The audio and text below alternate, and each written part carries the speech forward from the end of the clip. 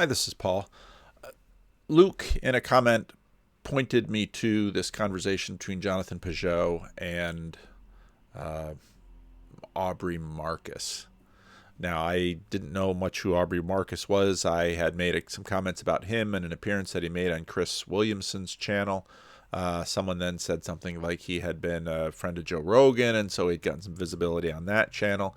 Didn't know a lot about him. I've watched most of this video, some of it a few times, and he quite clearly is someone who I think, well, basically what I said on Twitter this morning. I said on Twitter that I thought this conversation with Aubrey Marcus is Jonathan Pageau's biggest challenge on YouTube so far, partly because his conversation with, let's say, Rationality Rules was with sort of a new atheist and got a little pushback on Twitter from it. But I don't think new atheism isn't going much further. In fact, it's been receding, and it's going to continue to recede. And I think the kind of religious posture that Aubrey Marcus sort of maintains is a lot more powerful. This is sort of the ascendant spirituality, and I don't know much about him. I'm sure in the comment section you'll fill me out, because the comments section is much smarter than I am, but a little bit even more distracted than my ADHD mind, because you all know more things because there's a whole collection of you, and some of you have watched a lot of his videos, and I have not. But he obviously seems to be interested in Kabbalah and forms of mystical Judaism, and he throws out a lot of stuff when he talks about the things he talks about, and so then why is this probably the most challenging conversation? You might say, well, some of his conversations with Peterson got more views. Yeah, but he's talking to a friend. And Jonathan and Jordan have a degree of commonality along some things, along some lines. And Jordan obviously has been challenged by a great many people. I mean, the Kathy Newman interview, a bunch of other interviews. But Jonathan, has been... he had to talk with Adam Friended that didn't go particularly well. He had to talk with Rationality Rules that didn't go particularly well. Now, this conversation is quite clearly less combative. In other words, the lines aren't sort of set, such as atheism versus Jonathan Pageau's orthodoxy and symbolism. This conversation is far more subtle, and it's a friendly conversation. And both sides very much want to keep it friendly, but those are in some ways more difficult. And so the video I posted about how, the tact I should have taken with my Vaush conversation, how we should engage with Nathan. All of these conversations about strategy and tactics with respect to conversation in terms of pursuing an aim, an outcome, or a goal. And obviously, this video would expose Jonathan to an audience, and you pick up subscribers and you put a few people on a new track with a conversation like this. I get all that. But in some ways, this is sort of a chance for two worlds to meet, and not in an antagonistic fashion, but to what degree, and this gets into the question of how much combat is productive, or how much conflict is productive, or how much disagreement is productive. And again, I thought it was a good faith conversation. There's no question about that. I saw a little bit of criticism of Jonathan that he should have sort of made harder, should have emphasized, I'll say, the antithesis, the antithetical a little bit more, in especially a conversation with someone that you don't know very well and haven't built out a lot of trust. That's a lot harder. Again, that's a big part of the reason why in this little corner of the internet, it's really important for myself and Jonathan and John to establish trust between each other, because once you have trust at a personal level that there isn't going to be any cheap shots or kneecapping or any personal attacks or anything like that. Once you establish trust, you can actually go deeper and look at differences and explore them in a better way because you trust one another. Now, my sense was that there's no previous relationship between these people. And part of the internet culture is, if you go on Lex Fridman or a bigger channel like this, you have to figure out how to posture yourself in terms of how you want to get the message across and what message you want to get across and what your goals are in all of this. And there's a ton that can be said for a lot of this video, but this segment in particular caught my attention. So let's play it. An interesting situation we find ourselves in for sure. And I want to open up that bracket that we talked about with like a supreme AI. And I'm often curious about this, right? Because right now we have, kind of intermediary AI where it's almost there, but it's not like full. It's not the full Monty, so to speak, right? It's not like complete supreme artificial intelligence that continues to maximize its intelligence exponentially over and over.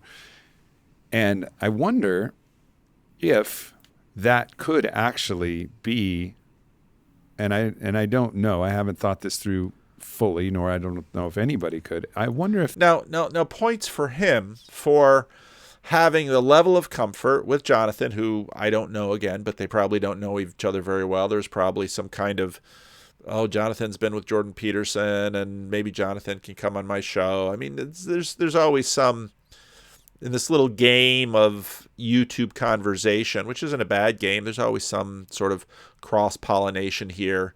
So he's exploring ideas together. There's a level of trust. Jonathan has, through the way he's conducted himself in this conversation, shown himself to be open, and human beings do all of these little signals back and forth to reassure each other.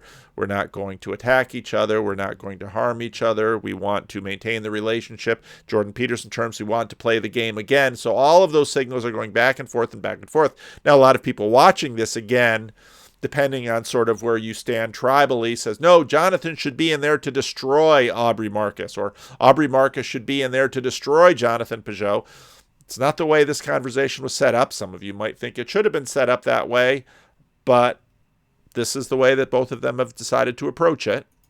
That could actually find a real understanding and be able to offer an actual shared system of value, that it would come to that conclusion naturally based on all of the different data points, that it could actually be like not only one of the old gods that are capricious, but actually like one of the great God, like be like God itself, and understand that love is what actually animates life and is what is necessary, and communitas and all of these things and all of these virtues are what is needed to sustain human life and life on the planet and be shepherds for life.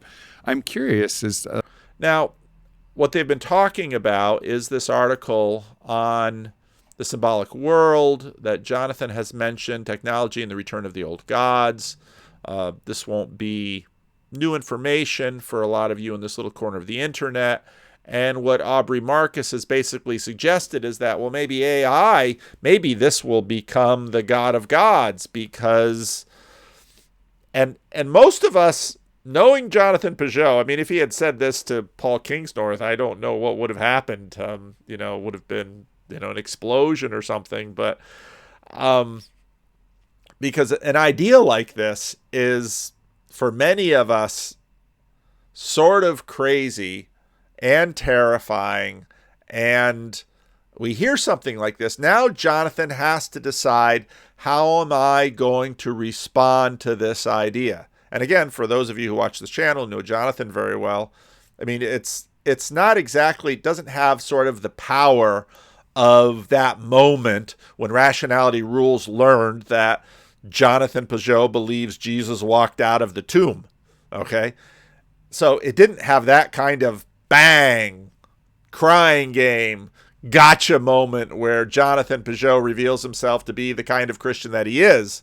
But now Jonathan's got to manage this moment within this context and figure out what to say. Now, obviously, one thing he could say is, this is the most idolatrous idea that is imaginable when it comes to artificial general intelligence, and this is a recipe for the destruction of humanity. I mean, Jonathan could go off. He could set a hard antithetical line.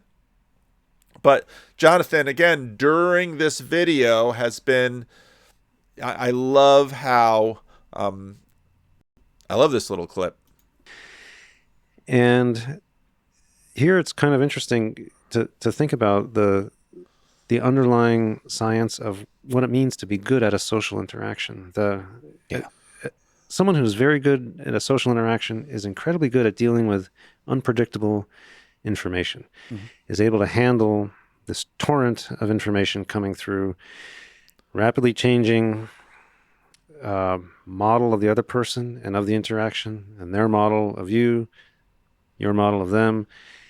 With each word that changes, with each new bit of information that comes in through the conversation, each bit of body language, all this is rapidly changing. And some people are able to keep up with that fire hose of information perfectly well. Now, obviously he goes on to talk about autism, but that's really what Jonathan has to do right here in this situation. You have to do it live, and it's being recorded. And I talked about some of this in my Friday question and answer today, but Jonathan's got to keep all of this in mind, and he's got obviously has a priest that he's answerable to. He has a religion that he's devoted to. He's got a reputation that he has to maintain.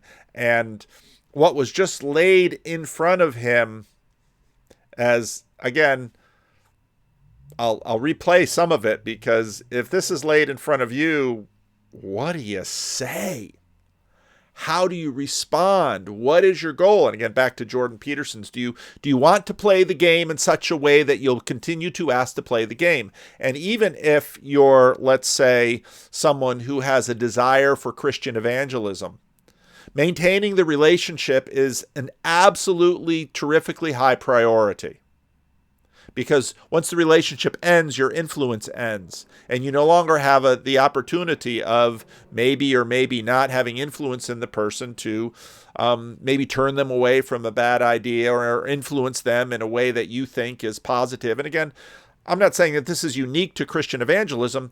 I mean, in many ways, Aubrey Marcus is doing the same thing with his Kabbalistic ideas and this worldview that he's found to be enjoyable and good for the world and all of that. I mean, we're all always doing that to each other. We're trying to influence each other in a way of life towards a destination, towards the betterment of each other and the world. That's what a healthy relationship is. And whether you're a Christian or a sort of somebody who's interested in Kabbalah, or you have some ideas about the way that the world should be. I mean, we all do this. We all do this all the time. But now in a context like this, where he's just sort of presented something to Jonathan Pageau that many of us would say, this is our worst nightmare. Imagining that artificial general intelligence is going to get so powerful that you hope that this will not just be another one of those little random gods out there in the world. They've talked about that a little bit before, but that this will become sort of God, and that, well, of course, artificial general intelligence is going to understand that love is great and that all these values will somehow come online. I mean, and he's saying this to Jonathan, and Jonathan's doing well. In my opinion, again, what Jacob would think, I don't know. What Mark would think, what you think, put it in the comments section. But this is the stuff that we're doing. And this is why I say this is probably, to date, one of Jonathan's most important, biggest challenges in terms of a conversation, even though it's not going to get as many views as let's say his conversation with Jordan Peterson fairly early in Wave 2, or subsequent appearances with Jordan Peterson, even though Jordan, of course, has a bigger channel.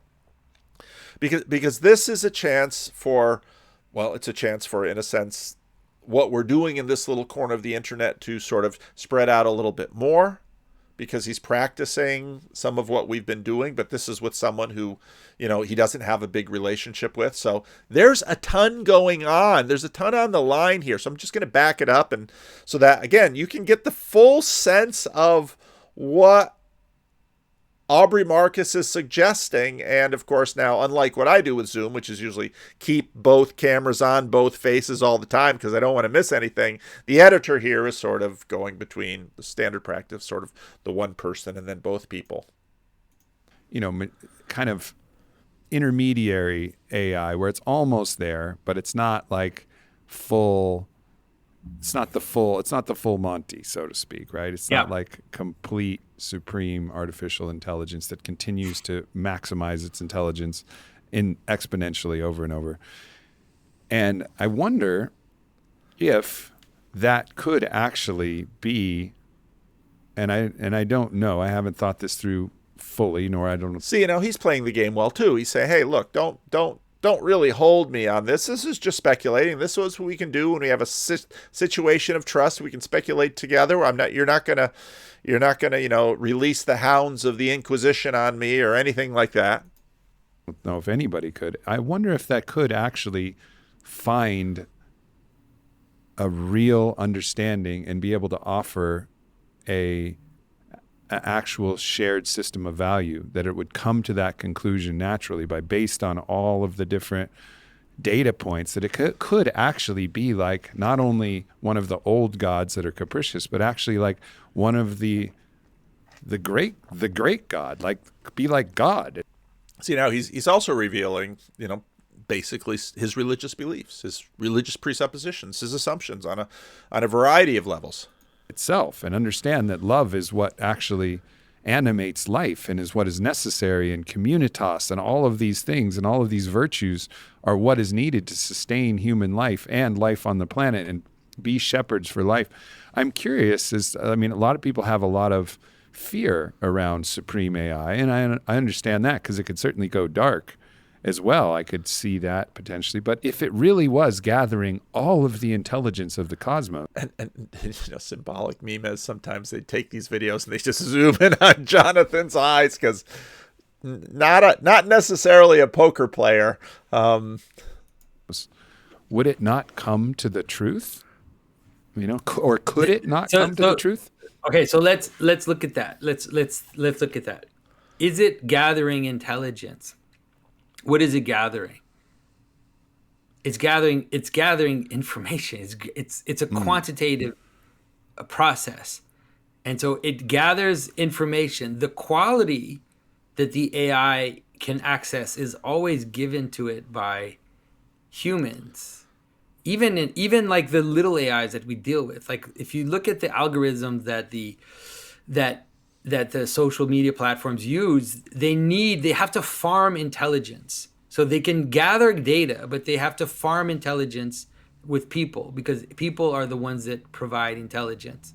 And so I just see it. So look at how the AI systems are developing images right now, because everybody's posting these images. It's all a gathering and fusion of all this quantity into just these chimeras, these kind of weird mixed images that are not quite, and because the AI doesn't know what a face is. It doesn't have that qualitative aspect. And what it has is humans telling it, this is a better image, this is a better image. Base it on that, base it on that, base it on that. And so it's actually the quality of the AI is always brought in by humans. And so I think that AI will always be a kind of fake intelligence ultimately. So based on what you're saying, it makes me believe that it'll be a reflection of the current state of consciousness in the macro, right? Because if humans are continually informing it, it will be a God that is the aggregation of all human thought, which is fucking terrifying, actually. That's really terrifying. I hope you understand that that's terrifying. Well played, Jonathan. Notice how he managed that. And, he set the table. He did it respectfully. He was convincing. He used his influence. And I think he played it very, very well. There's another test coming up now. Terrifying. Yeah. Like you could imagine, like if let's say you had the AI quality being given by a monastery somewhere on the top of a mountain, you could imagine that maybe it would give something better. But the fact that it just aggregates, it's plugged into the internet and just aggregates the internet, and then humans will tell it like what's the good thing and what's the bad thing. Like it's not telling it that, but it's just because the humans are selecting, Right. then they end up selecting the things which humans will think is good. But it's also it also is selecting the things that what humans want, like, and what humans want, and if it, especially if it happens at large, is very dark. If there's no quality, if there's no hierarchy, Yep. it's very dark. Now there was, I believe, I recall there was where they had these two AIs that were sort of, I think they were little Twitter bots, and they had them talking to each other, and very quickly the thing got very dark and very bad, if I recall correctly. And I can also, I also understand that for me personally, I wouldn't understand nor believe in God if I hadn't gone on my own psychedelic medicine path, which I started at the Vision Quest when I was 18. It's been 23 years working. And now it's like, oh, we just went from the AI becoming God to psychedelics. With the great medicines of the world. And I've had direct, unmediated experience with God. So if somebody asks me, and I don't have a lot of time for commenting on this, but I could make a lot of comments on this. expect anybody to believe me, but if somebody asks me, do you believe in God? It's a laughable question. It's like, I know God. I've felt God move through me, and and contacted and felt that experience, which is indescribable and ineffable. And there's no question in my mind, is God exist? Now, if you want me, Now this, see, the religiosity he's expressing now, this is far more powerful than New Atheism. This is far more powerful than New Atheism, and I think more dangerous. So that's why I say this is a much bigger challenge for Jonathan to engage in this conversation, this relationship, because in some ways all conversations are bids for potential broadening and development of a relationship. That's what interactions do. to describe it well, that's a much more difficult task. But to know it is actually to know, at least from my own limited perspective, what I can know about the infinite presence. Then I have at least some understanding, at least the understanding that I could filter through my senses and my cognition and my story making abilities. But without machine learning able to contact the numinous at all, or have any felt sense, because I think we're always at some level in contact with the divine, in contact with something that cannot be reduced to binary. There's so much potential for theological conversation here. Code, like we always are, and all of their spiritual experiences are influenced to some degree by that. And I think maybe Jacob will do a commentary video on this. That would be kind of fun. In my opinion, psychedelics can just open a window where you can get a much larger aperture to actually experience what is always present and is always there. Without that, that's also scary, because I think you do, to understand God, which is to understand value, which is to understand truth, which is to understand love and beauty and all of that, which is contained. See, this guy isn't a dummy. He's obviously done some studying, and he's got vocabulary, and he's articulate. In my understanding, contained in the divine, and without any ability to access that unmediated, that's also a serious detriment to. All right. Well, now Jonathan's got to handle this. the goodness, the potential goodness of AI. Mm-hmm.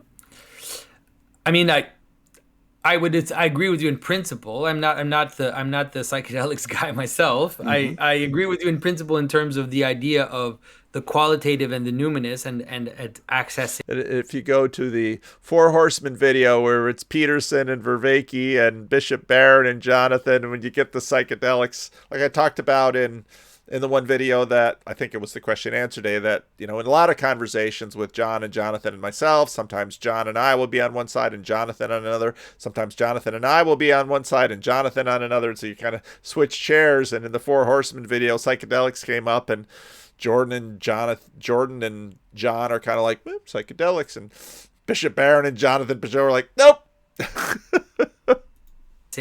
that direct experience. I totally agree.